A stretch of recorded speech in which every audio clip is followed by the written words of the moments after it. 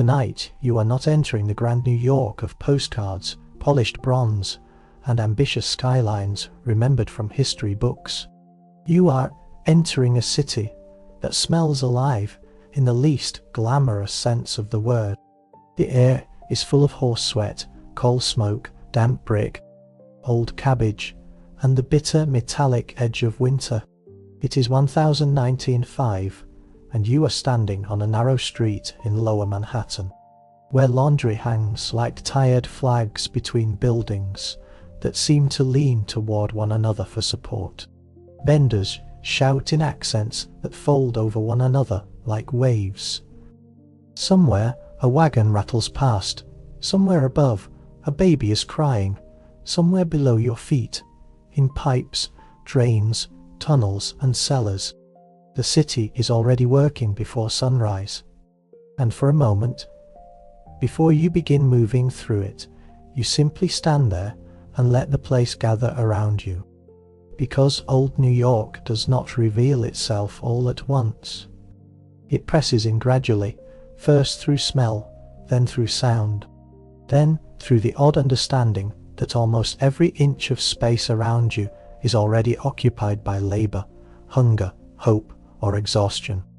The walls hold families, the sidewalks hold trade, the street holds animals, wheels, mud, gossip, danger, and opportunity in roughly equal measure. Nothing is empty, nothing is still for long, and yet, as hard as the city seems, there is a strange softness in the hour before the day fully begins.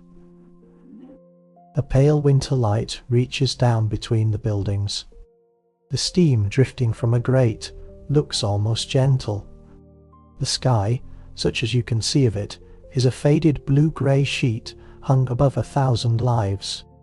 You are here now, and the easiest way to understand this city is not to survey it from above, but to live inside it for a day. So let the noise stay outside for a moment. Let the street fade just a little. Let the whole restless metropolis narrow down to one room, one cot, one cold morning breath. Because in 1905 New York, the first thing you must do is wake up. You wake under a ceiling so low and stained that it feels less like architecture than an extra layer of fatigue. Plaster above you is brown with old tobacco smoke, cooking grease, and the slow leaks of people living overhead. The room is dim, though morning has already begun. A grey ribbon of light creeps through the single window, and even that window gives not to a view, but to an air shaft, a narrow vertical well of brick, soot and thrown away things. You lie still for a second and try to remember where your arms are supposed to go without bumping something or someone. Space is not a given here. Space is negotiated. Your cot is narrow, the blanket scratchy, the pillow thin enough to remember every board beneath it. Near your feet, someone shifts on a straw mattress laid directly on the floor. In the corner, two boarders you did not know a month ago sleep with the heavy surrender of people who have spent their bodies completely. One is snoring, the other breathes in sharp little bursts through a congested nose. Beyond them, through an open doorway with no hallway to protect anyone from anyone else, your cousin and his wife lie curled together in the next room, their bodies arranged carefully around the edges of their possessions. A chair is draped with clothing that still smells faintly of sweat and machine oil. On the windowsill sits a cracked cup, a comb missing 2 teeth, and a stub of candle no one wanted to waste. This apartment is called a railroad flat, which sounds almost adventurous until you realize it means one room after another in a line. Each room passed through to reach the next, privacy sacrificed to geometry. The building itself is old, older than the latest reform laws, older than the promises the city has begun making to itself about ventilation and decency. Developers once discovered that if they divided buildings narrowly and stacked families tightly, they could turn desperation into a dependable rent stream. That discovery has not yet gone out of fashion, so here you are in a few hundred square feet shared by blood relatives, near strangers, and every smell produced by all of them. Even before you rise, you hear the building waking. A cough above you, wet and repeating, a pot lid somewhere in the hallway, a child beginning to fuss and then to cry in earnest, a pair of footsteps thudding down the stairs, quick enough to suggest lateness. The building never truly sleeps, but morning gives it a different rhythm. The breaths become movements, the murmurs become tasks, the whole structure seems to clear its throat and begin again. You swing your legs over the side of the cot and set your bare feet on the floorboards. The wood is cold and a little sticky. In the corner sits the overnight bucket that spared someone a winter trip down 5 flights and out into the yard after midnight. You do not look at it longer than necessary. In this city, survival often depends on selective attention. Light, air and sanitation exist here not as rights, but as fluctuating privileges. The room is only one part of the story. The building is the larger fact. 5 stories high, maybe 6, divided again and again, until every rentable inch has been taught to hold a person. The staircases are narrow, the hallways are dark, the window in the corridor faces another shaft full of shadow and drifting scraps. Somewhere, a landlord once heard of standards. Somewhere, an inspector once took notes. But the old buildings remain, and old buildings keep the habits they were born with. The newer laws speak of toilets, fresh air, larger windows, running water. The old walls answer with cracked plaster, dim landings, and the practical logic of too many people trying to get through one day at a time. You know the arithmetic without writing it down. Rent devours a frightening share of earnings. Wages swell and shrink depending on season, luck, health, and the mood of men with hiring power. So families take in boarders, boarders take up corners, corners disappear. Some people in the district rent not rooms, but turns, a place to sleep, while the mattress is still warm from the last body. It is one of those details that sounds exaggerated until you imagine what happens in a city where every ship seems to bring more people and every building has already been taught to bend around profit. When room is scarce, time itself becomes part of the rent. At the window, such as it is, the air shaft offers its own strange ecology. It was meant to bring light and ventilation. In practice, it carries argument, lullaby, cough, gossip, frying onions, laundry steam, and sometimes refuse. The brick walls keep and return every sound. A woman above speaks in rapid Italian. Someone farther up curses in Yiddish. A spoon strikes a metal pot. A chicken, kept where no chicken ought to be kept, makes a brief offended sound. Through grime and hanging cloth and soot, morning filters down thinly. That is enough. In this part of the city, people have learned to make a day out of less. So you stand, stretch carefully, and begin the first sequence of compromise that passes for getting ready. There is no bathroom waiting with steam and porcelain. There is no private sink. There is no easy separation between the body you sleep in and the body you present to the world. There is only a tin basin, cold water fetched from wherever the building has agreed to offer it, and the discipline of repetition. You lift the basin from beneath the cot and step into the hallway with it.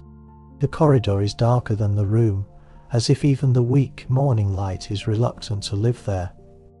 The boards slope, the air smells of damp wood, old soap, cabbage, coal dust, and human occupation. You move half by memory, half by instinct, one hand skimming the wall because twisted ankles do not fit easily into a working week. Somewhere down the hall, a door is open, and you glimpse another room almost identical to your own, only arranged by another family's logic. Another stove, another blanket, another woman already dressed, another child being buttoned into the day. At the tap, the water runs cold enough to make your teeth ache before it even touches you. You fill the basin, carry it back carefully, set it on the floor, and wash your face in a series of quick splashes that wake more than they clean. A full bath belongs to weekends, to public baths, to lines around the block, to time no ordinary workday offers. Most mornings the goal is simpler: knock the sleep away, present something respectable. Carry yourself toward the street as a person rather than as an accumulation of last night's smoke. The toilet situation requires courage in winter and indifference in summer.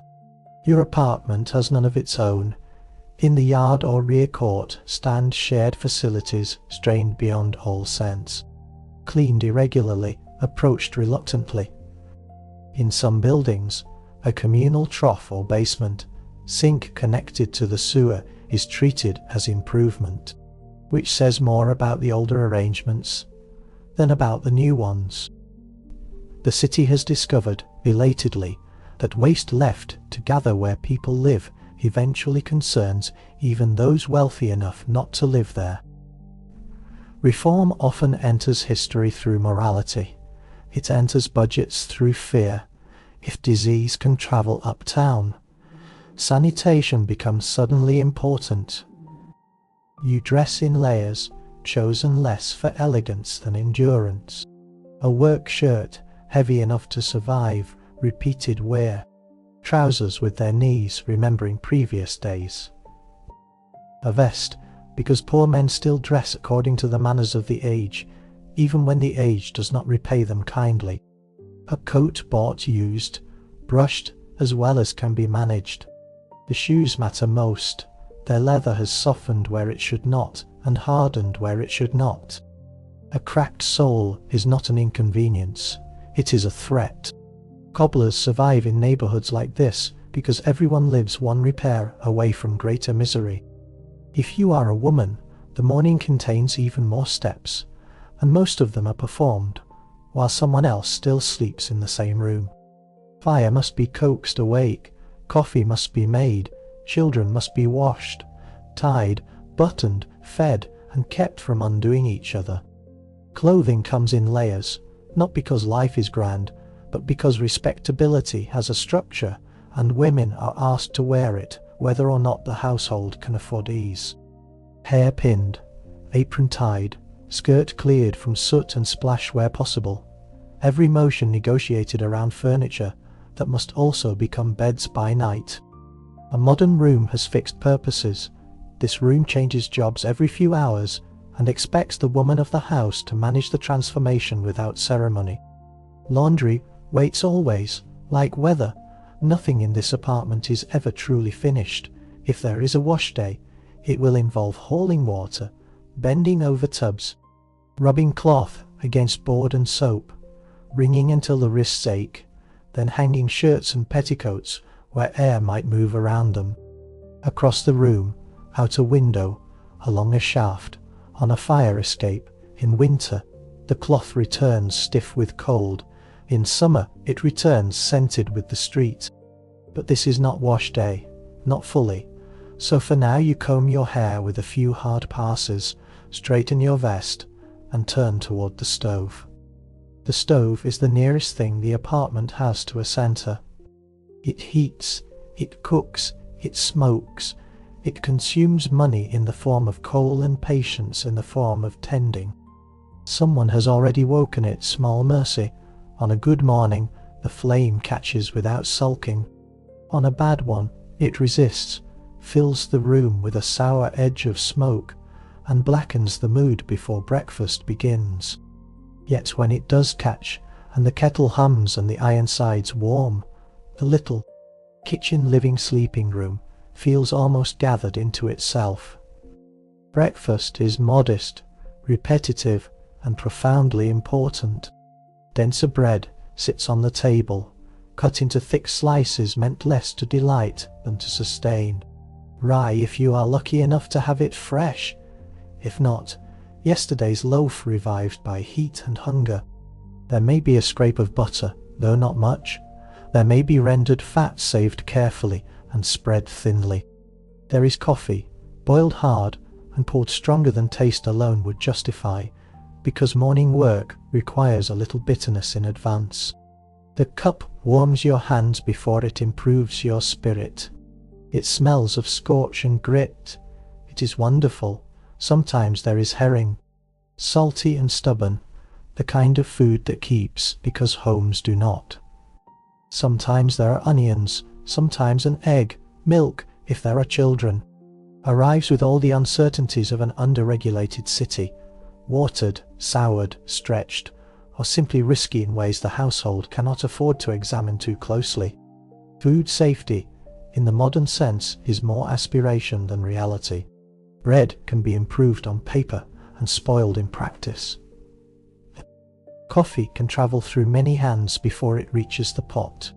Meat has stories attached to it that no one at the table wishes to hear before eating. So breakfast is accepted the way weather is accepted. You do not ask it to be pure, you ask it to last until noon. For a few brief minutes, though, there is warmth enough. The kettle whispers, a crust cracks pleasantly under the knife. The room, crowded as it is, settles into a morning rhythm, almost tender in its repetition. Someone wraps bread in paper for later. Someone reminds a child not to forget something they will almost certainly forget. The stove throws out its heat in a small circle. Beyond that circle, the room is cooler, meaner. Inside it, for just a while, you might imagine the day is manageable. Then the door opens and the city enters all at once. Outside, the street does not welcome you gently. It comes at your senses in layers: wheels, voices, hooves, calls, smoke, steam, curses, footsteps, hawkers, bells, and the wet slap of something unnameable under someone's boot. New York in 1905 does not have the smooth motor roar that later generations will take for granted. It has horses, and horses are not subtle machines. They announce themselves constantly through sound, smell, and the sheer physical fact of their bodies.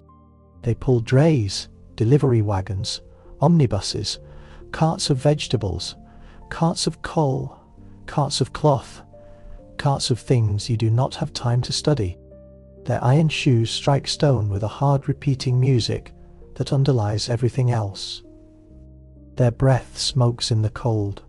Their labour falls onto the street behind them, in quantity so large the city can never quite sweep it all away. The sidewalks are already full. Pushcarts line the curb with astonishing confidence, as if each vendor were founding a kingdom atop four wheels and a plank. Apples here, pickles there, fabric, buttons, bootlaces, old pots, shirts, onions, fish, tin spoons, newspapers, live fowl, spectacles, breads, sweets. The neighborhood is a market that spills over itself, made not by planners but by necessity and human nerve. A woman in a shawl argues over the quality of pears.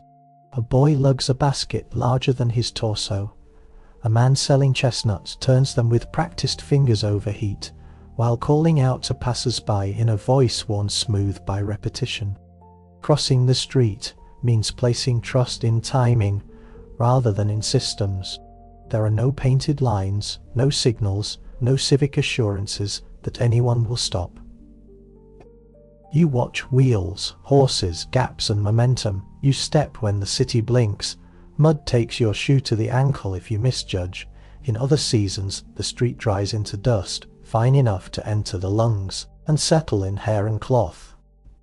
On wet days, it becomes an argument between earth, manure, slush, ash, and the city's unfinished drainage. Either way, you keep moving, because stopping only puts you in someone else's way. And the smell, always the smell, horse manure. Yes, obvious and abundant, but also cabbage, fish smoke from 100 stoves, boiling laundry, gutter water, leather, damp wool, coal gas, stale beer from the back entrance of a saloon, and the richer, sweeter rot of refuse, waiting longer than it should for collection. The city employs sweepers. The city issues notices. The city also loses to volume. Garbage mounts, spills and ferments. In wealthier districts, it disappears faster. In neighborhoods like this, it lingers, teaching everyone the art of partial indifference. Sometimes, with a start, you notice what the city has decided not to hide. A dead horse waiting at the curb for removal, already part of the morning scenery. Children detouring around it, as though it were merely awkward furniture. A dog sniffing near the wheels. A man eating a roll on a nearby stoop, unconcerned. New York has little space for prolonged shock, a city that large cannot stop for every indignity.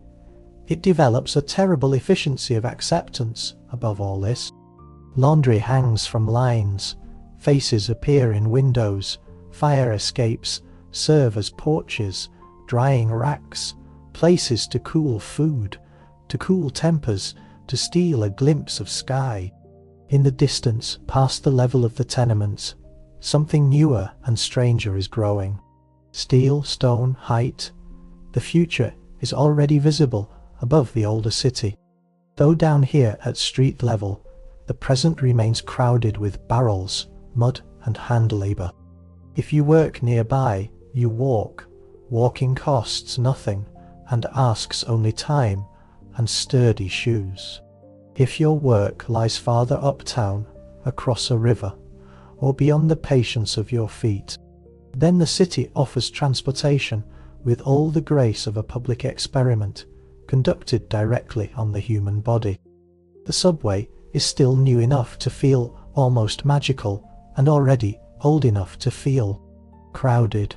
For a nickel, you can vanish beneath the city and reappear astonishingly far away in a fraction of the time surface travel demands.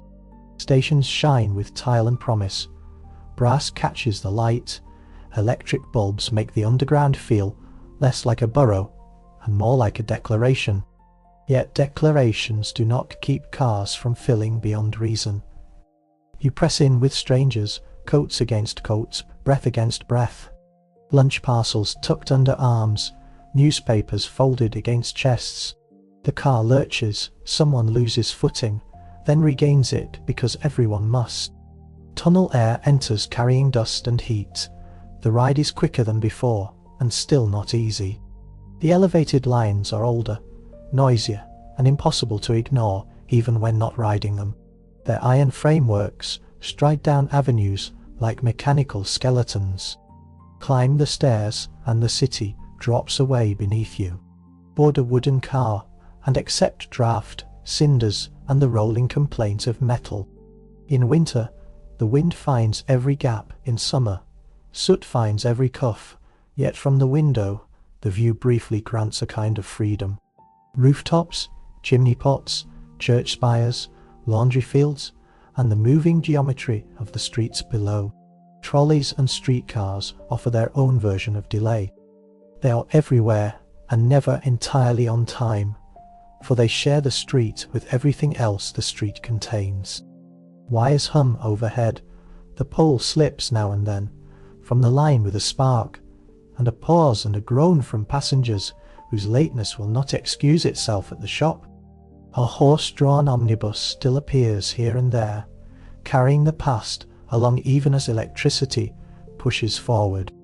Whatever route you take, the journey ends at work, and work has its own air. Inside a garment shop, warmth does not comfort so much as close around you. The room smells of fabric dust, oil, starch, old wood, sweat, steam, and the slow exhaustion of many bodies repeating the same motions for too many hours. Rows of machines sit shoulder to shoulder, cast iron and determined, ready to turn cloth into collars, sleeves, waists, cuffs. Seams and wages too small for the speed required to earn them. Near one wall stands the cutter's table, layered high with fabric. Near another, pressers manage hot irons with practiced wrists. Finishers bend over detail work that punishes the eyes. The foreman walks, always walks, as if movement alone could squeeze more output from air. The day runs long here, not because anyone enjoys long days, but because production has little sympathy for human pacing. 12 hours is ordinary, more is possible whenever orders swell. Busy seasons stretch not just the clock, but the nerves. Your back learns the shape of the stool, your shoulders harden around the motion of feeding cloth beneath a needle. Your ears begin to ignore the clatter in self-defense, until the silence after work feels stranger than the noise itself. Light is either too dim or too harsh. Gas jets burn, early electric bulbs buzz. Either way, eyes tire. Women fill much of this world, as do children, though the city prefers not to look at the children too directly. A girl of 12 can finish, trim, carry, run, or sort as capably as hunger requires. A boy with thin wrists can move bundles between tables all day. Paper age and actual age do not always agree. Families need earnings. Employers need small hands and smaller wages. School laws exist. So do rent days. Rent days tend to win. The air is thick with lint, fine enough to float in light and settle in lungs. Windows may remain shut to protect the cloth from draft, or to protect the foreman from complaints about lost heat. Fire is the thought no one indulges for too long, because to notice the scraps underfoot, the gas jets, the blocked way out, the locked habits of management, would be to work in a state of constant terror. Better perhaps to lower the head and sew, and yet even here, where repetition threatens to flatten time, something unexpectedly human survives. In some rooms, a worker reads aloud while others labour, offering pages of a newspaper, a serialized novel, political argument, or poetry to ears that cannot spare hands for books. Over the machine noise, a voice rises and falls. A story travels from one mind into many. It is one of the small miracles of crowded labour that imagination still finds a seat among the spools and shears. Not everyone, of course, works among thread and cloth. On the waterfront, labour is looser, riskier, and just as hungry. There the day may begin with men gathered at a pier, not yet sure whether there will be wages at all. Hiring takes place in a shape-up, which sounds harmless until you see the uncertainty in every stance. The boss points, you, not you, maybe you. Selection can be strength, connection, habit, bribe, or whim, disguised as judgment. If you are chosen, the body will pay. If you are not, the family may. Ships bring sugar, cotton, machinery, timber, barrels, crates, and all the weight of commerce into the harbour, and men move that weight by hand, hook, shoulder, rope, and shout. Holds are dim, damp, unstable spaces where a shifting cargo can maim, and a mistake can cost more than the day's pay. Compensation for injury belongs more to future politics than to present reality. A broken limb means lost wages first and treatment perhaps after. The river smells of rot and industry and distance. The saloons near the docks serve as hiring hall, bank, gossip exchange, and refuge all at once. The city condemns them on moral grounds and relies on them practically. By noon, whether in shop or on pier or in some other labour tucked between them, hunger reasserts itself. Lunch is short, that is part of its flavour. If you brought food, it is wrapped in paper or stored in a tin pail.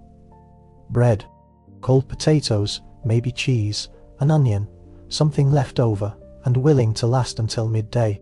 You eat where you can, on a stoop, at a bench by a window, on a coil of rope, at your station if the foreman allows indifference to dignity.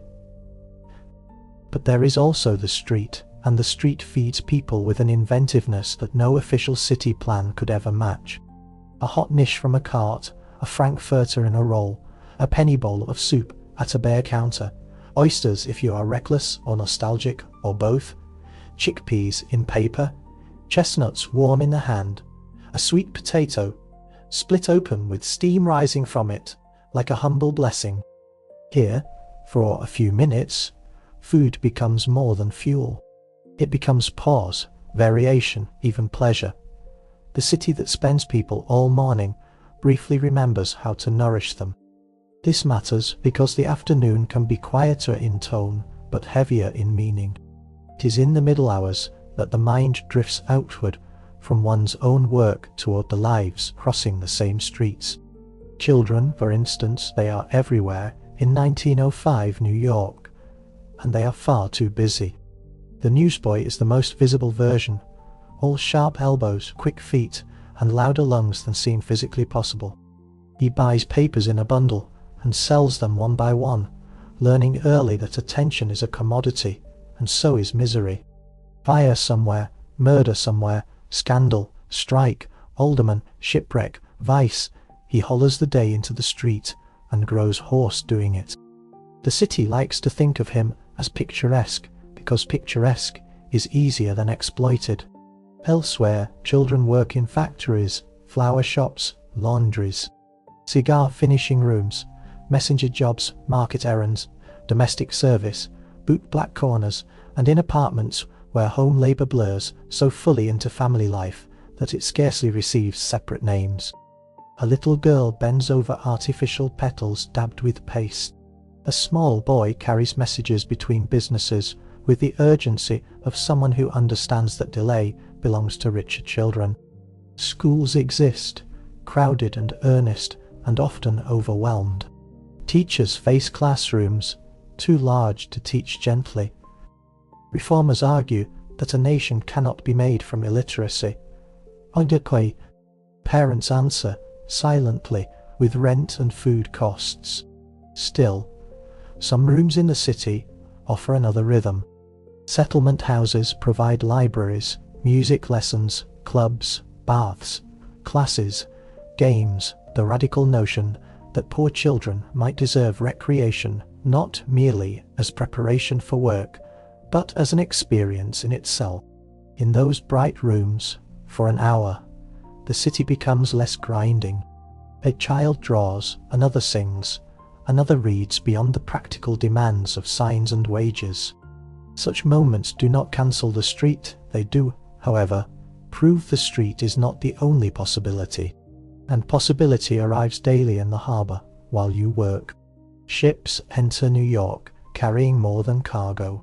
They carry the next version of the city packed into steerage. Families, bachelors, widows, cousins, apprentices, girls with braided hair and one trunk, boys with hats too large, men with calloused hands already prepared to be useful, women with recipes, prayers, grudges and tendernesses folded into cloth bundles. They first see the harbour not as residents, but as petitioners before a new world, and when the statue rises into view, many weep, not because the future is clear, but because it is not.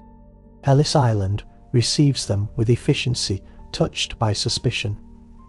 The poor disembark for inspection, while wealthier passengers often continue with less interruption. The body is read before the story is heard.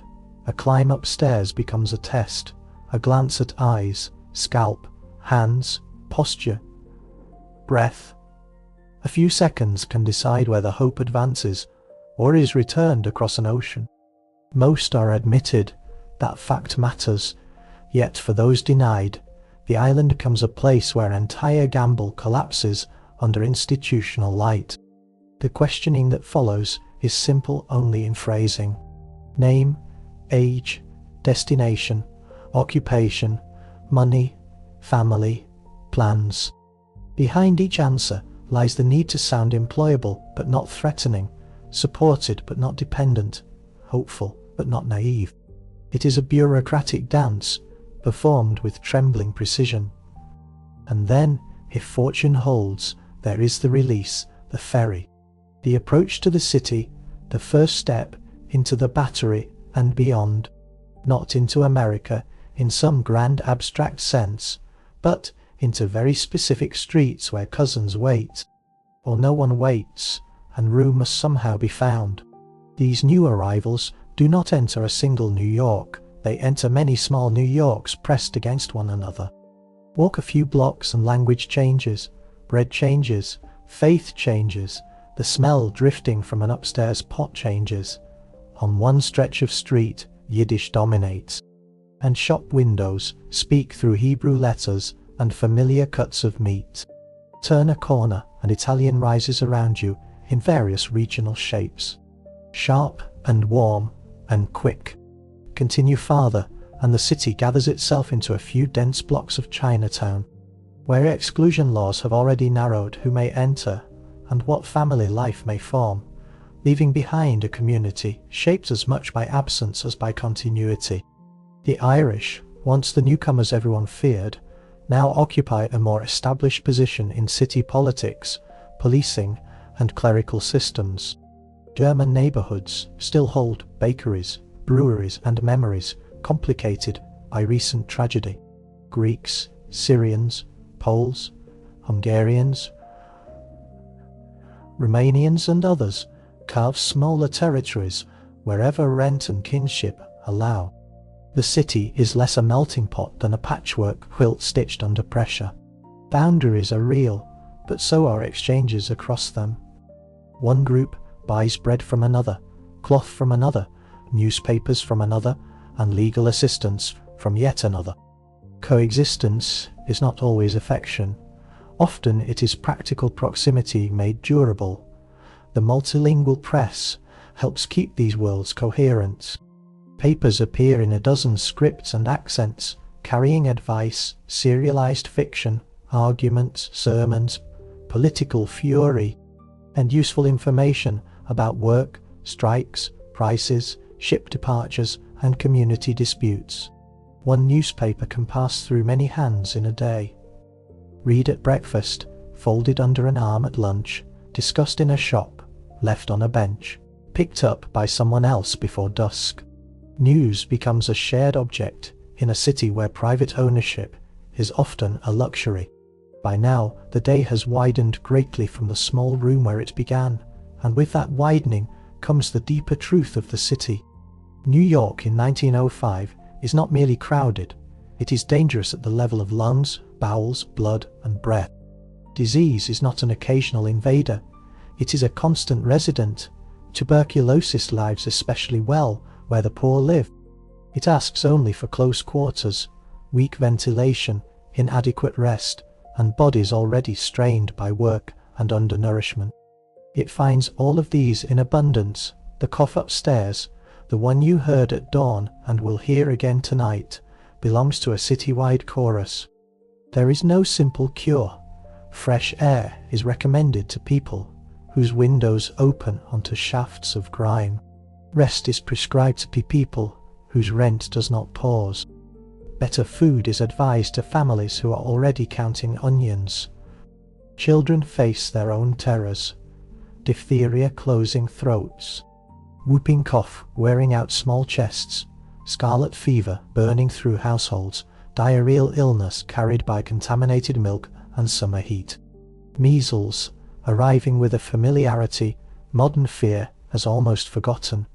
Infant mortality rates are high enough to shape emotion itself. Families love hard and fast because time with children is not assumed. Grief is common enough to become woven into custom. When someone dies, the apartment receives the body because there are not yet the elaborate separations death later acquires.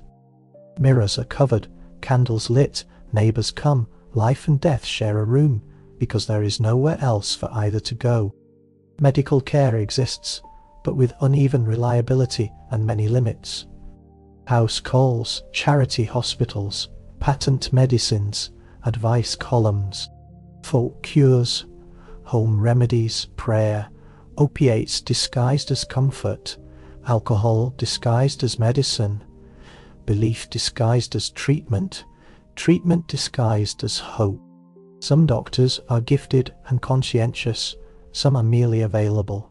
Science is advancing, yes, but progress reaches neighborhoods as unevenly as electric light does.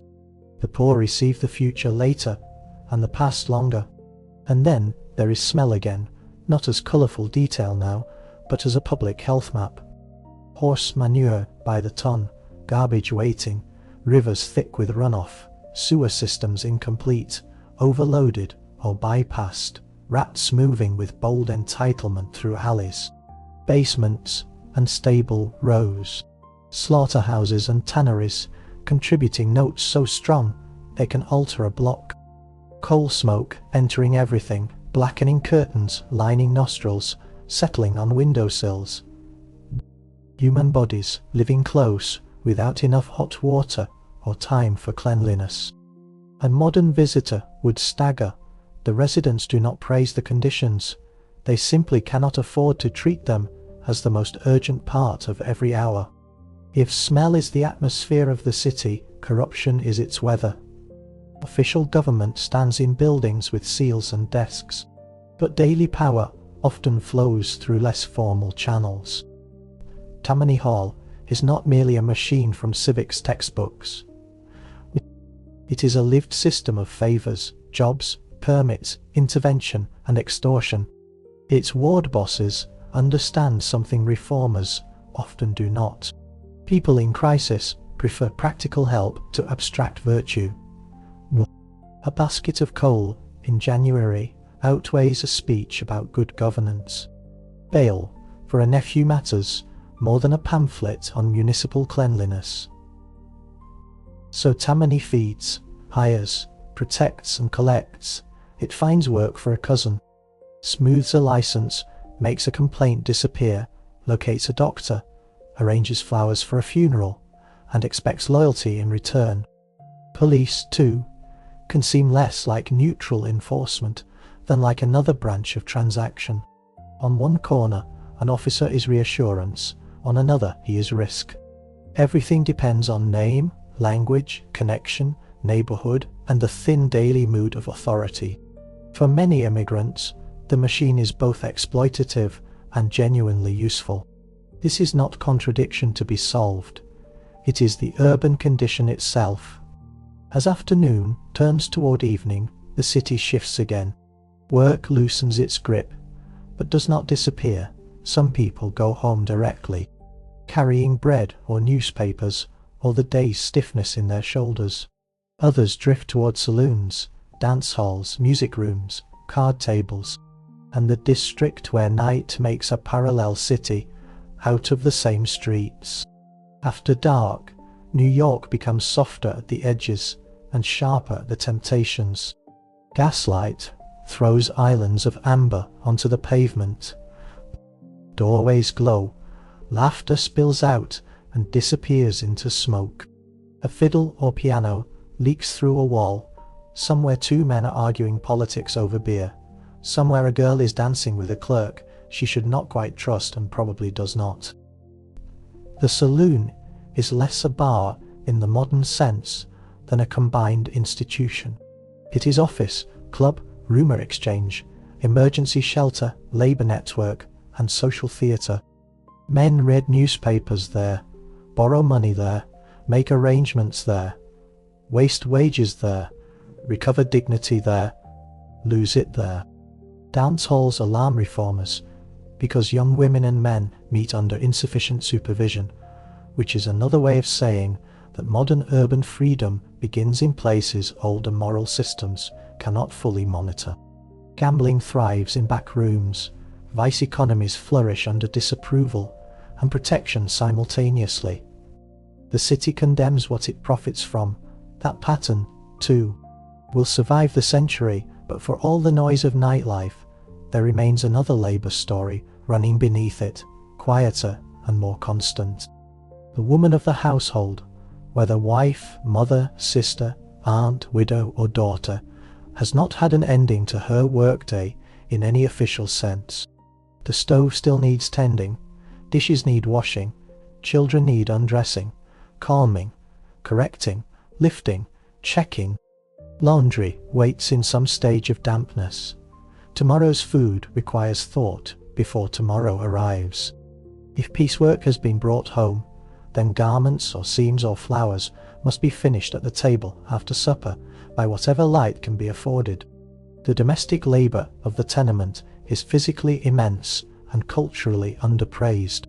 Carrying water, blacking the stove, scrubbing boards on hands and knees, shopping daily because refrigeration is unreliable, cleaning in a space where smoke and dirt arrive faster than they can be banished, keeping children alive in rooms full of flame, stairs, contagion and street danger.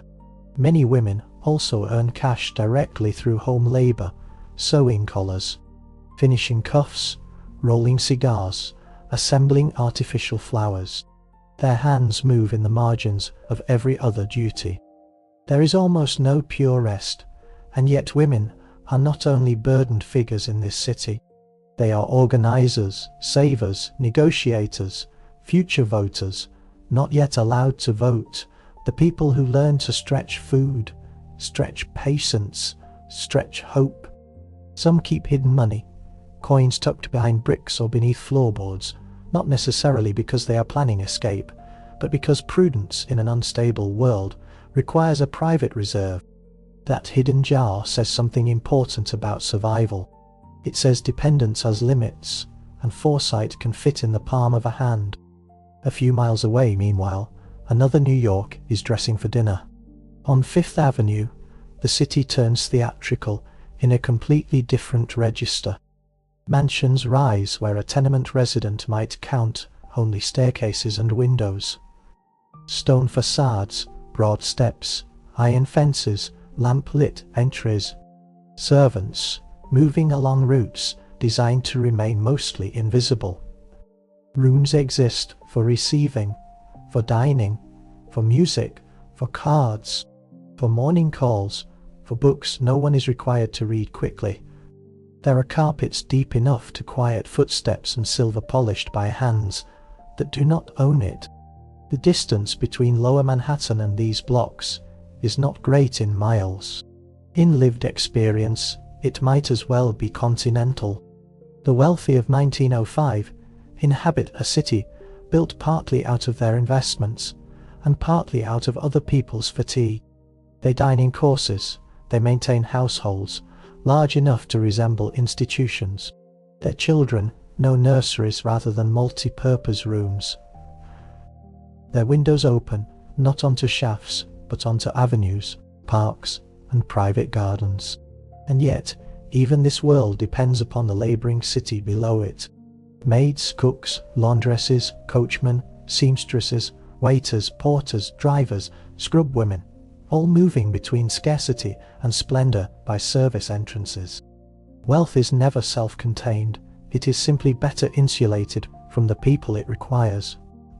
Still, the working city has its own zones of release, and these matter too much to leave unvisited.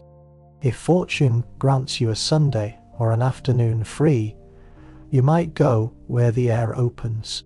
Central Park offers exactly what the Lower East Side does not. Space, perspective, a deliberate illusion of nature large enough to calm the nerves. Enter through one of the southern gates and the city does not vanish, but it does retreat. Sound softens, trees absorb what brick reflects, grass offers the eye something other than wall and pavement. Families stroll, children run with a kind of velocity that belongs more to joy than to labour. Nursemaids push perambulators, lovers walk as if the paths were made for private conversation. Old men sit on benches with newspapers spread like sails in their laps. Here classes mingle without necessarily mixing, they occupy the same promenade and for a while are unified by the simple pleasure of not being indoors. There are boats on the lake, band music on certain days, sheep in the meadow still performing their gentle absurdity in the middle of Manhattan, and the great terrace at Bethesda, where water, stone and open sky make even an ordinary pause feel almost ceremonial. The park does not erase inequality. Of course, it cannot cure tuberculosis or lower rent or soften factory stools. What it can do is remind the body what unclenching feels like. In a city built on compression, breathing room is not decorative. It is necessary if you have more energy and a little money besides. There is Coney Island, louder and brighter than any park, where amusement has been industrialized into marvel. Trains carry crowds toward the sea, and there the city turns electric in a different way. Rides, lights, music, barkers, salt air, fried food, laughter, spectacle, contraptions that scare and delight in equal measure. Luna Park, glittering like a dream of the future, steeplet chase, turning physical awkwardness into entertainment. Dreamland, promising education, wonder and oddity in one package. The beach itself packed with bodies in heavy bathing clothes. Everyone briefly engaged in a democracy of weather and sand. Coney is not calm, but it is escape. It tells the working poor that joy may be purchased in nickel-sized doses and still count. Sunday also belongs to religion, synagogues, churches, missions, shrines in apartment corners, saint cards near doors, Sabbath tables, candles, muttered blessings, processions, feast days, sermons, choirs, folk beliefs woven quietly through formal doctrine. In neighborhoods of immigrants, worship is not only spiritual, it is social infrastructure, cultural memory, and the continuity of language in a city always trying to teach new accents. A crucifix on a wall, a menorah on a shelf, a small icon on a nail. These things matter because they insist that the room is not only for sleeping and eating and enduring. It is also, briefly, a place where meaning may gather. But Monday returns, and with it, the fears no prayer entirely dismisses. Fire, especially in the tenement districts, fire is not a dramatic interruption. It is a steady possibility. Open flames, gas jets, coal stoves, wooden stairs, narrow exits, fabric scraps, overcrowded rooms, blocked fire escapes, careless landlords, exhausted tenants. The recipe is always present. Families keep ropes by windows sometimes, a small plan against a large horror. They check the stove before leaving. They teach children what not to touch. They pray the building holds. Years later, the city will be publicly shocked by factory fire, deaths. It was already quietly preparing through negligence. In 1905, the ingredients are all in place. Buildings themselves groan under loads they were not designed to bear. Floors sag, plaster cracks, walls remember too many winters and too little maintenance. Inspectors are few, repairs cost money, money travels upward. Risk stays below. Everyone knows this without needing it explained. The signs of danger become part of the scenery until disaster gathers enough scale to be called news. And news is always arriving. The newspaper world of 1905 is fierce, manipulative, noisy, useful, and irresistible. Headlines compete like hawkers. Publishers understand that drama sells as effectively as food or cloth. Crime, scandal, corruption, vice, war scarce, heroics, heartbreak, machine politics, baseball triumphs, sensational murders, miraculous rescues, all shouted into the streets by children whose own lives might fit under a headline if anyone paid enough attention. Yellow journalism thrives because cities thrive on appetite, and appetite does not distinguish sharply between nourishment and stimulation. Yet the paper is not only sensation, it is also serial fiction, practical advice, labour news, letters from readers, and the rough common fabric of urban conversation. A man reads an item aloud in a saloon. A woman scans a column while stirring soup. A tailor folds the paper under his arm for the subway ride home. The foreign language press, especially, becomes a guidebook to survival in the new world, teaching people how to navigate landlords, schools, politics, and their own changing children. At night, the city's light tells a story of uneven modernity. Gas lamps still glow with old softness, casting amber circles and leaving generous darkness between them. Hoi! Electric signs and bulbs are arriving along major thoroughfares, harsh and bright and impossible to ignore. Broadway is becoming almost fantastical in its illumination, while poorer blocks remain half in shadow. Inside many apartments, light is rationed. Some families cannot afford much gas. Candles are used carefully. Work and reading happen near windows, near borrowed brightness, near the last usable edge of day.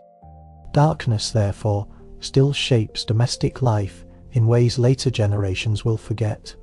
It gathers families into one room and one pool of weak light.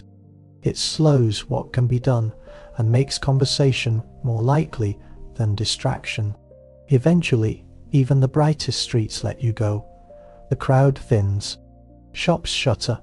Hooves grow less frequent. The city does not stop exactly, but it loosens, and once again you climb the stairs home. The stairwell smells now of cooled dinners, kerosene, cabbage, old boots, damp wool, and the private residues of many households stacked close. Each landing has its own small evidence of living. A pail, a broken chair, a pair of shoes, a child's toy, a folded crate, a broom. You reach the apartment and open the door on a room already transformed. Furniture has shifted outward. Bedding has appeared from corners and hooks. The table that served supper now surrenders space to sleep. Children lie where they have finally collapsed into stillness. A boarder removes his boots in silence and rubs his feet with the concentration of a man tending the only property he fully owns. Someone whispers, someone coughs, the stove glows faintly. Banked low, you undress in stages, the body feeling the day more fully once motion stops. Shoulders ache, fingers remember repetitive work even at rest, lower back, knees, feet, all begin submitting their complaints now that they can no longer be ignored. You change into what passes for sleeping clothes, which are not as separate from working clothes as a later age might expect. Laundry is too expensive in effort for strict divisions. Fabric serves until it cannot. Then comes the arithmetic. Quiet, cruel, familiar. Wages this week, rent due, coal needed, food prices, shoes requiring repair, medicine perhaps, school supplies maybe, a relative newly arrived, a child coughing, a work slowdown rumoured. There is no safety net waiting beneath poor families in 1905. No unemployment insurance, no broad public welfare state, no comfortable administrative promise that catastrophe will be managed by policy. Catastrophe is managed by kin, neighbourhood, church union, if one exists, ward boss if he feels generous, charity if it can be endured, or not managed at all. This knowledge lies down in bed with everyone, and yet, just as fear settles in, so do ritual and tenderness. A prayer in a language the youngest children understand only partly. Well, a lullaby carried across an ocean, a blanket tucked around someone else before being tucked around oneself. A story told low, so as not to wake the boarders. These acts are small, and because they are small they survive. The city has not succeeded in reducing people to labour alone. Something gentler continues under the soot. You lie back on the cot and listen. The cough upstairs returns. Somewhere in the building, a baby stirs and is comforted. Pipes tick softly. A wagon passes far below. Someone turns over on a mattress and the bed springs complain. The whole building seems to breathe in layers. You know that tomorrow will probably resemble today in structure, if not in detail. Wake, wash, dress, eat, street, work, hunger, return, count, sleep. It is a hard pattern, but it is a pattern, and patterns can carry people farther than promises. Still, there is one more truth to this city, and it is the reason the ships keep coming. For all its filth, exploitation, danger and grief, New York in 1905 feels like a place becoming something enormous. You can sense it not in official speeches, but in vibrations. In the new subway, tunneling possibility beneath old streets. In the steel frames rising beyond the tenements, in the press of languages inventing new combinations. In the fact that ideas travel here as quickly as merchandise.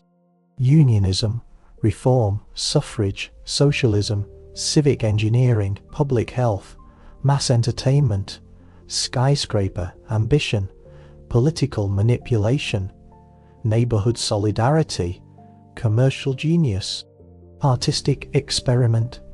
The city is harsh because it is unfinished and because too many people profit from keeping it unfinished. But it is also alive with the dangerous and irresistible thought that tomorrow may not look quite like today. The 5 boroughs have recently been bound into one metropolis, and the consequences are still unfolding. Tunnels, bridges, stations, towers, theatres, department stores, settlement houses, music halls, newspapers, factories, all pulling people into a scale of urban life earlier generations would have found impossible. Children of immigrants will speak different English than their parents. Daughters will want different freedoms. Sons will leave pushcarts for offices or unions or both. Neighborhoods will change. Political machines will be challenged and then reinvented. Public outrage will eventually force reforms that today are still only whispered hopes. The city is cruel. Yes, it is also generative. It breaks and builds in the same motion. That is why people endure it. Not because daily life is pleasant, not because justice is reliable, not because the air is clean, or the landlord's decent, or the wages fair. They endure it because the city produces possibility with the same relentlessness with which it produces soot. A person can arrive here with almost nothing and still feel irrationally or rightly that the shape of a life has not yet been fixed. Hope does not erase misery, but it can coexist with it, and sometimes coexistence is enough to keep 1 million people moving. So now, as the room darkens further, let the larger city recede. Let the elevated trains, the saloons, the harbour, the mansions, the pushcarts, the politics, the smoke, and the shouting all draw back toward the edges of hearing. Let them become what they already are for this 1 hour. Tomorrow's concerns. The cot is hard, but it holds you. The blanket is rough, but it warms where it touches. A sliver of moonlight finds the airshaft window and lays a pale mark across the floorboards. The building settles deeper into itself. One cough fades. A murmur stops. Somewhere a final door closes. Even New York, this impossible furnace of movement, eventually has to soften. And you do not need to solve the city tonight. You do not need to fix the rent, heal the lungs, reform the police, clean the streets, rescue the children, tame the bosses, or answer the future. Tonight, you need only rest inside history for a little while longer, long enough for the cold room to stop feeling harsh and start feeling still, long enough for the body to let go of the day, one muscle at a time, long enough for the mind to stop counting. Tomorrow, the wagons will roll again. Tomorrow, the vendors will call. Tomorrow, newspapers will shout the world back into motion.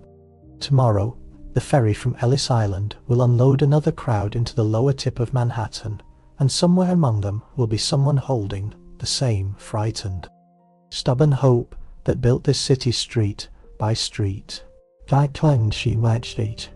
Tomorrow, the machines will start, the stoves will smoke, the foremen will pace, the children will run, the lights will glow. But that is tomorrow. For now, the room grows quieter. For now, your breathing is enough. For now, the century can wait outside the window, sleep. Then, in the narrow room with the thin pillow and the stained ceiling, sleep while the city keeps its watch beyond the walls. Sleep while the harbour rocks ships towards shore, and the rails hum under dark streets, and the coal fire dies to red. Sleep, while history continues its restless work, without asking anything more of you tonight. You have gone far enough for one day, and the city, at least for this moment, will let you go. By late afternoon, the city often looks tired in the same way a person does. Not empty, never empty, but thinned at the edges, light turns gentler on brick. Steam rises slower from grates. Men leaving workshops do not speak much at first. They simply walk, each carrying the shape of labour in his shoulders. Women move through the market, with baskets and exact calculations in mind, searching for the hour's best vegetables, the cheapest fish, the bread reduced because tomorrow it will be too old to sell to anyone but the desperate. The market at this hour is another form of work, but softer in voice than mourning. There is bargaining, yes, but also the practiced kindness of people who recognize one another's arithmetic without needing it explained. You might stop at a bakery where the window has fogged from within, and the loaves sit lined like dark little buildings of their own. You might buy bread still warm enough to carry home under your arm for heat. You might stand in line for pickles from a barrel, or onions from a cart, or a scrap of meat if the week has gone unusually well. These small purchases have a rhythm to them, and because they repeat day after day, they become almost ceremonial. The Tenement city can make life feel precarious, but repetition gives it shape. Hand over coin, receive paper-wrapped food, nod to the vendor, step aside, continue home. Children reappear more visibly at this hour. Those who have worked are suddenly children again for a few blocks, chasing one another around wagon wheels, hopping over gutter streams, batting a rag ball between stoops, inventing games from whatever the street refuses to keep. Their mothers shout warnings from windows or doorways. Their fathers, if they are home in time to see them, watch with the weary tenderness of people who know play is fragile and time is expensive. Evening does not last long in tenement neighborhoods. Supper must be made, coal must be stretched, water must be carried. But for a little while, between labor and sleep, the street belongs partly to motion that is not strictly useful. The sounds soften too. Shop shutters come down. A pushcart wheel squeals as it is drawn away. Somewhere a hand organ plays a tune that has travelled farther than the player has. Two women gossip from facing windows across an air shaft, as though the brick canyon between them were a village lane. A young man reads a letter aloud to older relatives who know enough English to worry over each word, but not enough to receive it, unassisted. A grandmother, seated near the stove, strips greens into a bowl and shakes her head at something that happened 30 years ago, in a different country, as if it had occurred that morning. This too is New York in 1905. Not only hardship in public, but intimacy under pressure. Not only exploitation, but households improvise daily into coherence. Histories of cities often preserve what is spectacular. The towers, the machines, the scandals, the corruption, the fires. They preserve less well the quiet labour of making a room feel human under impossible conditions.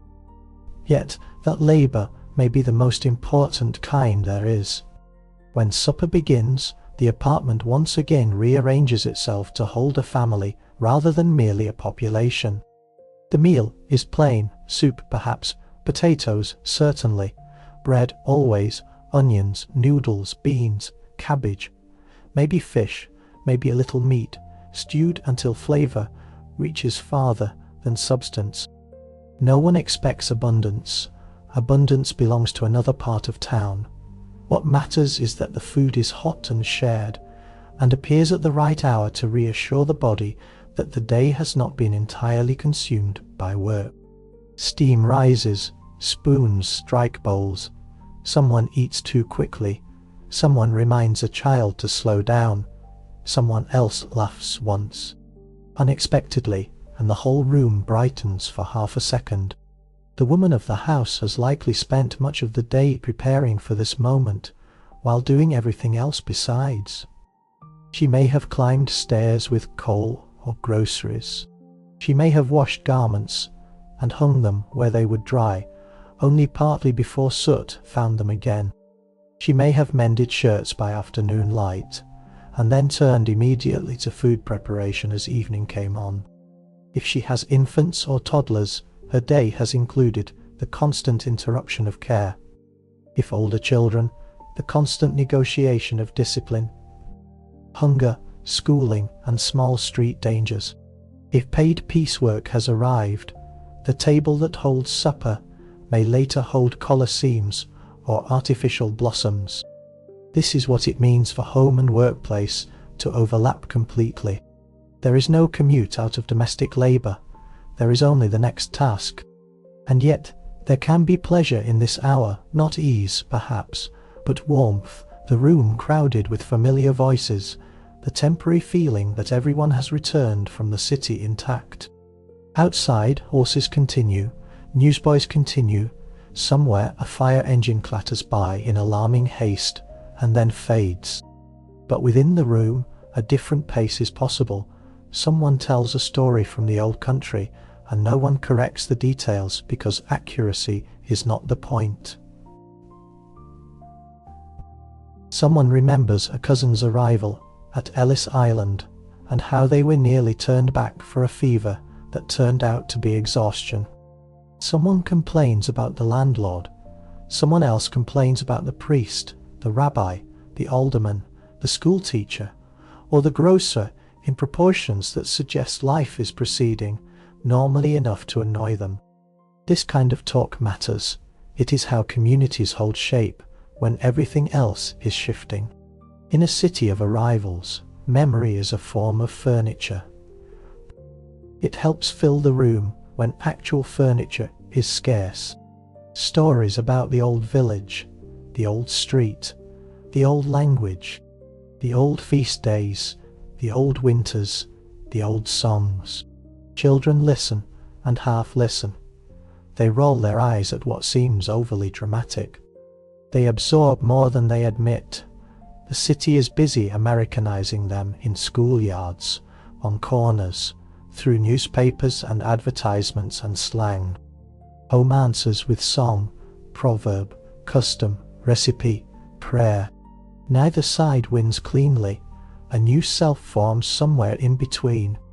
After supper, when bowls are washed and set aside, the apartment may grow busy again in a quieter register.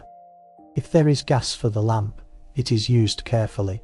If not, someone draws a chair nearer the window to catch what remains from outside. A man may read aloud from the newspaper, translating as he goes, pausing to argue with the editorial voice. Women may sort tomorrow's clothing, mend socks, braid a daughter's hair for mourning, or quietly count coins in a way that looks casual and is not.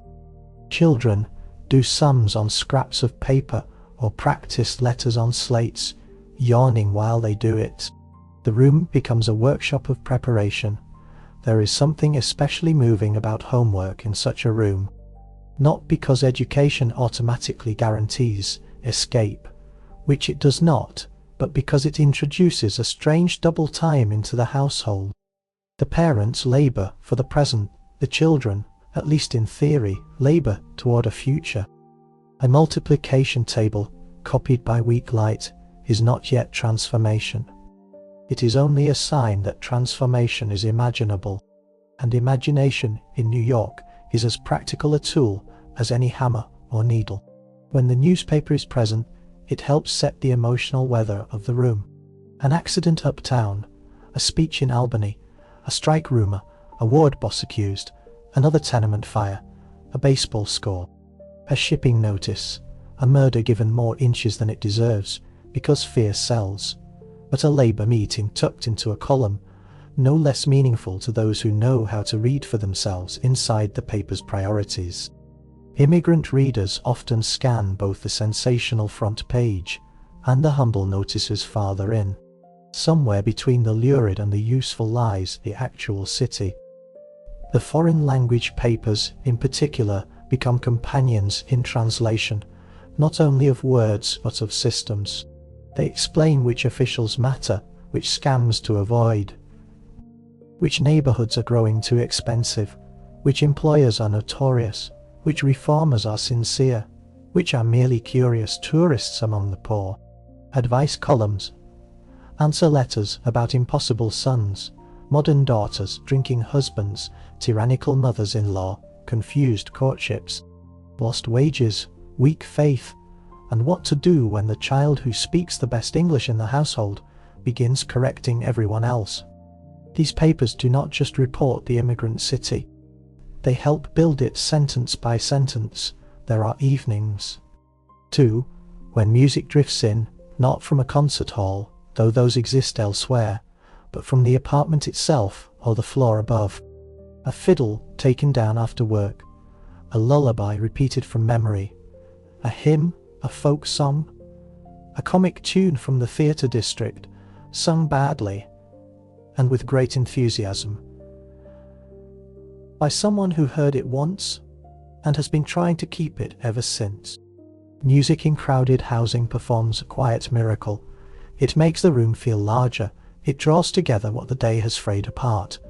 On religious nights and holy days, this ordinary evening sequence alters slightly and becomes more formal. Candles are lit with care. Tablecloths appear, if there are any to appear. Blessings are spoken more deliberately. Special bread is cut. Children are made to sit straighter. Ritual enters the room not as decoration, but as order, as proof that holiness can be claimed, even where space is rented and walls are smoke-stained. In Jewish homes, the Sabbath may arrive like a pocket of peace, placed against the grinding week. In Catholic homes, feast days and saint images lend ordinary hardship a framework of endurance and intercession. In many households, folk belief and official religion mingle without embarrassment. A prayer and an amulet, a saint card and a practical charm, a psalm and a warning. Not to attract envy, cities modernize people unevenly. Belief remains layered if the family has enough energy left and the season is kind. Someone may step out again after supper. Not far, just to the stoop, perhaps, or to a nearby corner. Or to the candy store where numbers are played and gossip is traded. Warm nights in tenement districts push life outward. Stairs, sidewalks, stoops, and escapes become extensions of the apartment. Women talk in doorways, men sit hatless on the stoop and discuss wages, politics, or baseball. Teenagers orbit one another in cautious circles of flirtation. Children resist bed by treating darkness as an invitation to one more game. Privacy remains scarce, but companionship becomes public. It is easy to romanticize such scenes from a distance. Better not to. The same stoops that hold conversation hold worry. The same open windows that let in evening air also let in the cough of illness and the smell of overflowing waste. The same streets that support neighborhood life also expose children to traffic, police, bad company, and accident. Still, one should not overlook the resilience of ordinary sociability. A city can be miserable and vibrant at once. New York is both every day. There are also those who do not return directly home because home is too crowded, too sorrowful, or too thinly heated. Lodging houses, cheap restaurants, saloons, union halls, reading rooms, mission houses, and coffee rooms all absorb fragments of the population that need somewhere else to sit for an hour. Not everyone on the street is adrift. Sometimes a person simply wants a different kind of company than their room can provide. A young clerk might linger to hear a political speaker. A seamstress might walk one extra block with a friend rather than surrender immediately to another hour of sewing at the kitchen table. A longshoreman might nurse one beer all evening in exchange for warmth and the right to remain upright indoors. The city offers many imperfect shelters, and somewhere, not too far away, the theatre district is beginning to glow. Even if you never buy a ticket, the very existence of the theatres alters the emotional geography of the city. Posters go up, melodies travel outward, actors' names become familiar to people who will never see them perform. Vaudeville, melodrama, operetta, comic songs, minstrel remnants, imported acts, local stars, all contribute to an atmosphere in which entertainment feels available, even when full access is not.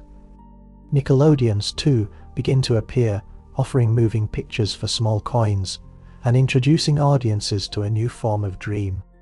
Imagine stepping from a street of manure and pushcarts into a dark little room, and seeing a train rush toward you in light. Modernity is not only machine labor and crowding, it is also spectacle. This matters for sleep content because the city at night is not simply an extension of hardship. It is a sedative in its own way, full of softened sounds and faraway possibilities. Someone in a tenement bed may never ride the steeple chase, or attend the opera, or sit in a Fifth Avenue drawing room. But the knowledge that such worlds exist a few train stops away enters the imagination.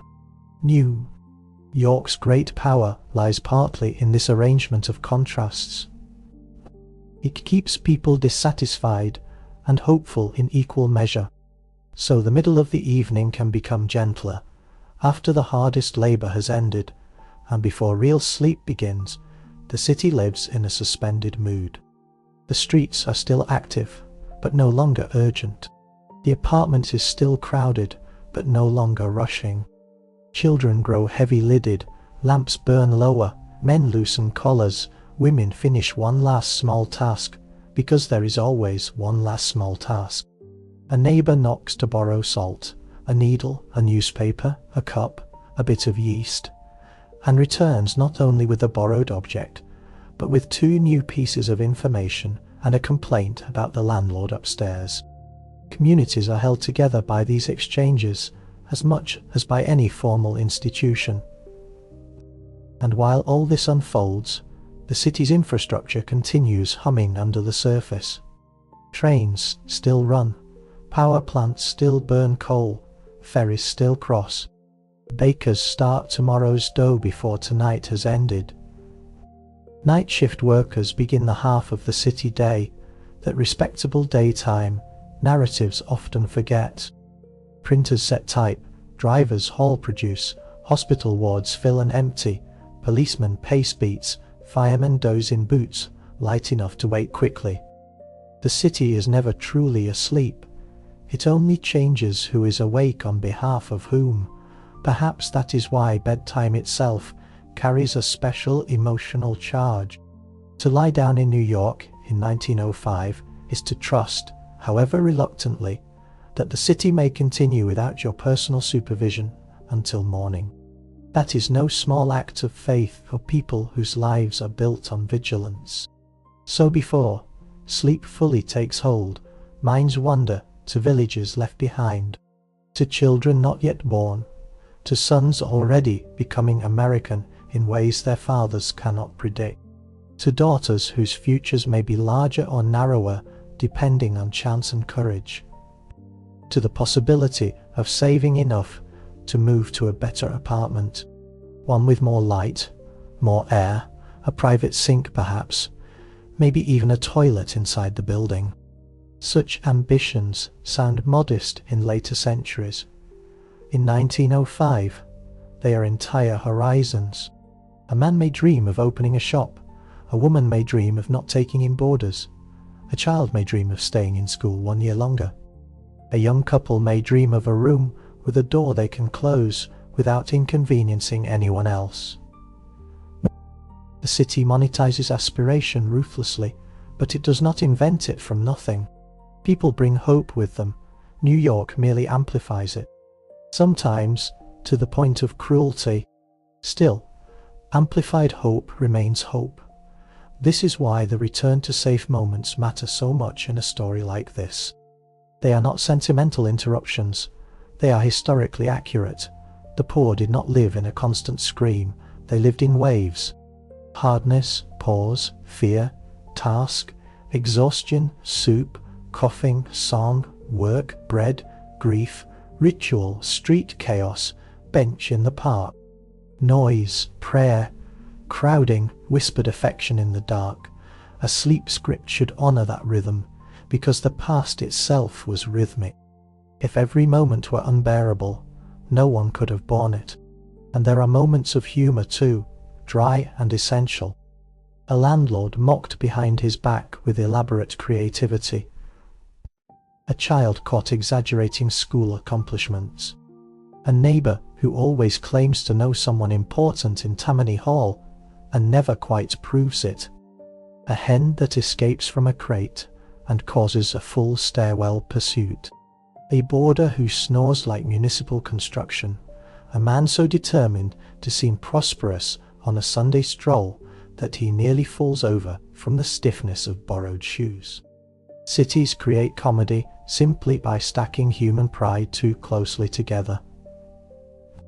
Even in hard places people laugh, not because they are frivolous, but because laughter is cheaper than despair and often more useful. If you listen long enough at night from a tenement window, you can hear entire maps of the city without seeing them.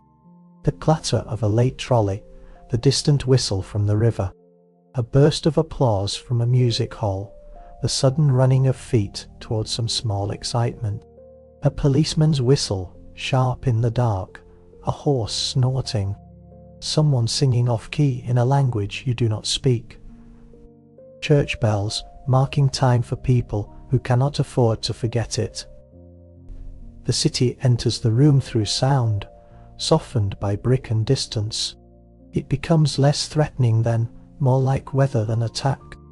And brick itself has a role in the city's voice. Buildings hold heat badly, but hold echoes well.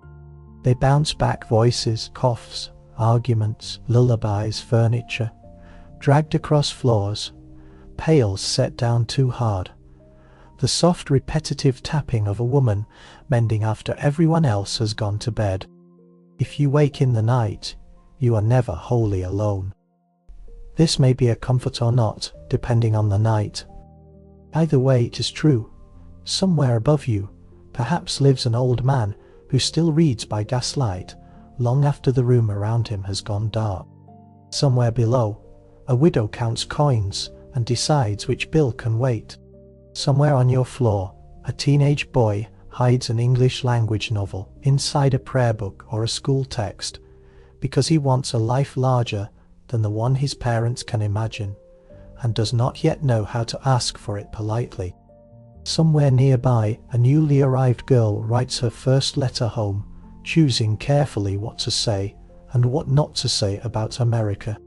She will mention work perhaps, she may mention the crowds, she might mention the great buildings, she may not mention the smell, the fear, the boarding arrangement, or the ache in her feet. Not because she wishes to deceive, but because writing home is another kind of hope. Every immigrant letter is edited by longing. Even the weather changes the city's emotional texture. Winter shrinks life indoors, intensifies the stove's authority, makes every draft personal. Spring turns the streets to mess, but also softens the air shaft with slightly kinder breezes. Summer magnifies every odour and drives families onto stoops and rooftops, seeking relief. The tenement rooms too hot for decency. Autumn, brief and beloved, makes Manhattan almost seem forgiving for a week or two. In a long script, such seasonal awareness matters because it reminds us that history did not occur under neutral conditions. Bodies always live in weather first, politics second, and weather shapes the working year. Garment orders fluctuate with fashion cycles and demand. Dock work follows shipping patterns, illness spikes in heat and cold for different reasons. Fuel costs grow urgent in winter. Milk becomes especially dangerous in summer. Children are pulled from school more easily when work is available. Holidays provide not only religious meaning, but economic strain and occasional delight. The city is industrial, yes, but still deeply seasonal in the lives of ordinary people. Perhaps that is why rest, when it arrives, feels so profound. Not luxurious, not complete, but profound. A body horizontal after 12 hours of being useful is a historical fact as meaningful as any law passed at City Hall. Feet out of shoes, back released from the machine stool or the dock crate. Hands finally idle, the pillow thin, yes, but the skull grateful for anything softer than the day has offered. Sleep in such conditions is not a failure of thought. It is a victory of biology and trust finally, is what this city keeps demanding. Trust that the job will still be there, trust that the child's fever will break, trust that the boarder will pay, trust that the landlord will not raise the rent again this month. Trust that the husband will come home sober enough. Trust that the wife's hidden coins will not need to be used this week. Trust that the cough is only a cough. Trust that the loaf will last. Trust that tomorrow's weather will not make the walk impossible. Trust that the city, brutal as it is, still contains a path forward, not yet visible from the cot. Sometimes that trust is rewarded, a better wage, a union meeting that matters, a child promoted at school, a cousin finding work, a move to a brighter apartment, a marriage, a storefront rented, a strike that wins something, a reform law that is actually enforced, a public bath opened, a playground built, a milk station established, a political boss finally challenged. These gains rarely arrive dramatically in the lives of the poor. They arrive in increments, but increments, over time, become errors, so as the room darkens toward true sleep. It is worth remembering that 1905 is both a hard year and an early one. Much that will later define New York is only beginning to form. The skyline is still becoming, the transit web is still spreading, the labor movement is still gathering force, the children bent over homework in cramped rooms may yet enter offices. Universities, city departments, unions or businesses their parents never imagined. This does not justify the suffering, nothing needs to justify it, but it helps explain the stubborn magnetism of the place. New York makes no guarantee except motion, that alone is enough for millions. And now, as the lamp lowers and the final voices thin out, let that motion drift away once more. Let the bakery shelves empty and refill without you. Let the ferry crossings continue without you. Let the newspaper presses begin their overnight thunder without you. Let the late saloon songs, the ward boss promises, the theatre applause, the harbour whistles, the coughing in the next building, all recede until they sound not like demands, but like distant proof that the city is keeping watch. Inside this small room, in this old building, on this crowded block, there is finally nothing left for you to do tonight except surrender to stillness. That too is part of surviving New York.